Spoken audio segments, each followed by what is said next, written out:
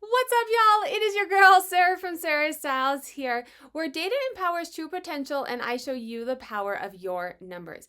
In today's video, I'm going to be sharing what happens when you don't share your Poshmark closet. Some things I kind of thought were going to happen, but then there was some really interesting things that I was not expecting to happen, and I'll be sharing those at the end of the video. So make sure to stay tuned to see what unexpected things happened when I did not share my Poshmark closet for a week. Let's jump right into it. So I'm gonna kind of scooch over. Here we go.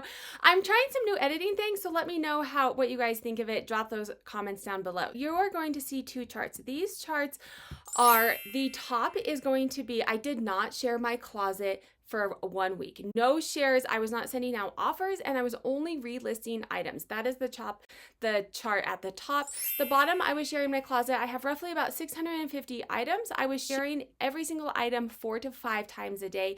I was also not sending out offers, but I was relisting. If you're curious about offers and why I'm not sending those out, at the end of this, I will link a playlist to my Poshmark strategies, things that I've tried, and recommendations that I make for that. So the chart at the top, no shares, and then the week prior to it, I shared 4 to 5 times a week. And you can clearly see, at the bottom over here, you can see $433. So obviously I made more sales. I made $19 more in 19 sales, and the week that I did not share, I was still making 11 sales without any sharing, which is actually kind of surprising because rule number 1 on Poshmark is share your closet.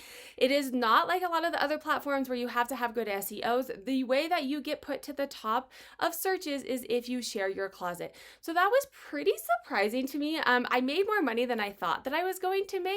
However, and this is something that I want you guys to really consider when you are going in and considering what to spend your time and money on. Sharing your closet takes time. And even if you are paying, sometimes you can pay people, people pay people to share their closet as well. So it's either your time or paying out of your profits for someone else's time.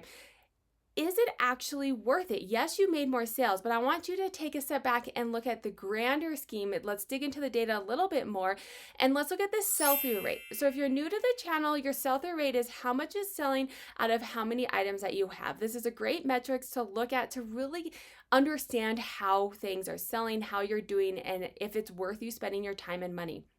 So the sell-through rate here, 19%, or 19 items, I sold 19 items out of roughly 650. That's a 2% sell-through rate. The week that I was not selling, I was not sharing, it was a 1% sell-through rate. So is me sharing my closet 4 or 5 times a day, you're talking hours, right? So you're talking probably 4 or 5 hours to do that, or paying someone to do it. Is that worth a 1% increase in your sell-through rate? This is something that only you can answer. This is going to be different for everybody. For me, no. My sell-through rate is, so eBay has women's clothing sell-through rate at 5%, and you don't have to share, right? My sell-through rate for, my business on a month is a 17%, right? So that 1%, is that actually worth sharing? Which is really interesting and something that I want you to dig into and really consider. Like I said, look at your numbers and see what happens for you. But I think it's really interesting where Poshmark is headed and what's going on. So the one thing that I thought was super interesting out of this too is, and let me scooch over, we're gonna look at this chart now. And if you share, you get sales, right? Like that is encompassing of Poshmark. If you share, you will get sales. And what's interesting in this chart, again, we have at the top is the chart of I did not share, and then this chart at the bottom, I shared 4 or 5 times a day. My daily sales distributed out. In both scenarios, I had days that I didn't make sales. So sharing your closet isn't enough anymore. And I'm going to link up here in the cards a video that I do a little bit more in depth in what I think is going on Poshmark and how things have changed. So if you want to watch that, you can head in the cards up above. If you want to watch more Poshmark strategies, data-driven strategies, I'll put the playlist here for you, and YouTube, let me do this. YouTube thinks you should be watching this video, and make sure to hit that subscribe button if you like this content and give me a thumbs up on your way out.